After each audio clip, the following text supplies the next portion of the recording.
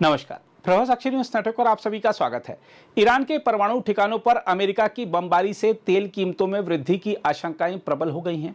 इसमें कोई दो राय नहीं है कि यदि तेल के दाम बढ़े तो दुनिया भर में महंगाई बढ़ेगी और आर्थिक गतिविधियों में अनिश्चितता आएगी। ईरान के हालात से उपजी स्थितियों को लेकर सोशल मीडिया पर तमाम तरह की बातें चल रही हैं। कहा जा रहा है कि गाड़ी में तेल भरवा कर रख लो क्योंकि कीमतें बढ़ने जा रही हैं। इस रिपोर्ट के माध्यम से हम पड़ताल करेंगे कि क्या आपको वाकई अपनी गाड़ी का टैंक फुल करवा कर रख लेना चाहिए। हम आपको बता दें कि ईरान ने अमेरिकी हमलों का जवाब देने की बात कही है। ऐसे में यदि युद्ध व्यापक रूप लेता है तो इसके जो नकारात्मक प्रभाव होंगे उसमें ऊर्जा कीमतों में वृद्धि की संभावनाएं सबसे ज्यादा हैं। हालांकि इजरायली शेयर बाजार संकेत दे रहा है कि अब जब ईरान के परमाणु शक्ति बनने की संभावना कम हो गई है तो मध्य पूर्व की अर्थव्यवस्थाओं में बड़े बदलाव देखे जा सकते हैं। विश्लेषकों का यह भी कहना है कि अगर ईरान हार्मुज जल डमरू मध्य को बंद करता है तो भी तेल की कीमतें बढ़ सकती हैं। हम आपको बता दें कि हार्मुज 33 किलोमीटर चौड़ा है और वहां से दुनिया का लगभग 1/4 तेल व्यापार और 20% तरल प्राकृतिक गैस की आपूर्ति होती है। वैसे विश्लेषकों का यह भी कहना है कि अगर ईरान हार्मुज को पूरी तरह बंद कर देता है तो उसकी खुद की तेल आपूर्ति भी बंद हो जाएगी। हम आपको बता दें कि तेल की कीमतें सोमवार 23 जून 2025 यानी आज जनवरी के बाद से अपने उच्चतम स्तर पर पहुंच गई हैं, क्योंकि अमेरिका ने ईरान के परमाणु ठिकानों पर हमला किया है, जिससे आपूर्ति को लेकर चिंता बढ़ गई है। हम आपको यह बता दें कि ईरान ओपेक का तीसरा सबसे बड़ा कच्चा तेल उत्पादक है। तेल बाजार को डर है कि ईरान की जवाबी कार्रवाई में अगर हार्मुज को बंद किया गया तो वैश्विक तेल आपूर्ति पर गहरा असर पड़ेगा। हम आपको यह बता दें कि ईरान की प्रेस टीवी ने बताया है कि ईरानी संसद ने इस जल डमरू मध्य को बंद करने का प्रस्ताव पारित कर दिया है। वैसे ईरान पहले भी ऐसा करने की धमकी दे चुका है, लेकिन कभी इस पर अमल नहीं किया। हालांकि इस क्षेत्र से बाहर वैकल्पिक पाइपलाइन मार्ग मौजूद हैं, लेकिन जल डमरू मध्य बंद होने की स्थिति में तेल की पूरी मात्रा का निर्यात संभव नहीं हो पाएगा। माना जा रहा है कि डर के कारण शिपिंग कंपनियां इस क्षेत्र से बाहर ही रहना पसंद करेंगी। जहां तक भारत का सवाल है तो इसके बारे में मोदी सरकार बेहद गंभीर है कि तेल की कमी नहीं होने पाए। वैसे भी भारत के पास रिकॉर्ड संख्या में तेल रिजर्व है, इसलिए यहां कीमतें बढ़ने की गुंजाइश कम ही है।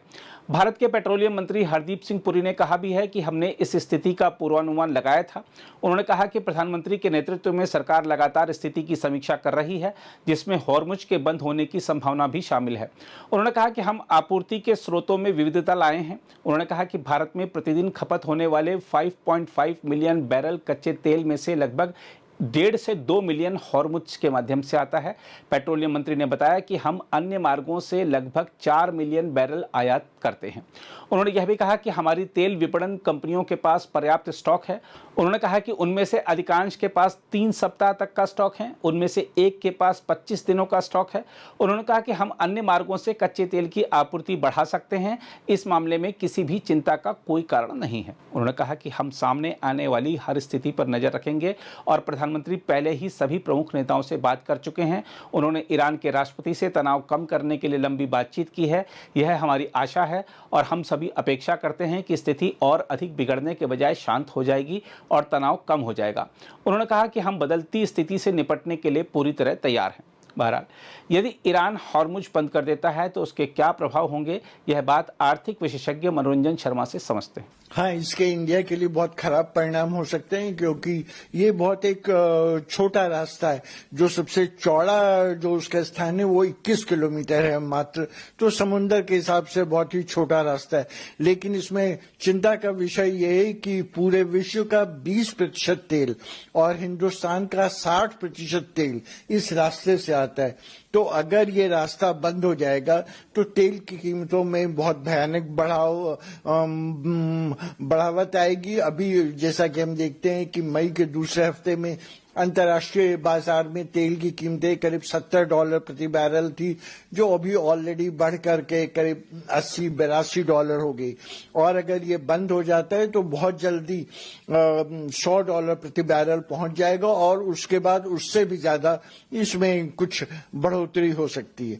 इसके अलावा विकास और मुद्रास्फीति पे भी बहुत बुरा असर पड़ेगा। हम लोगों ने कुछ आंतरिक ढंग से कुछ एक्सरसाइज की है और पाया है कि हर एक $10 की वृद्धि अगर तेल की कीमतों में होती है तो इंडिया के विकास दर पे 0.3% की कमी होगी और मुद्रास्फीति 0.4% बढ़ जाएगा। उसके अलावा रुपए की कीमतों में भी कुछ गिरावट आ सकती है। रुपए की कीमत अभी वर्तमान समय में 85 रुपए प्रति डॉलर चल रही, तो बहुत सारे बहुआयामी परिणाम हो सकते हैं।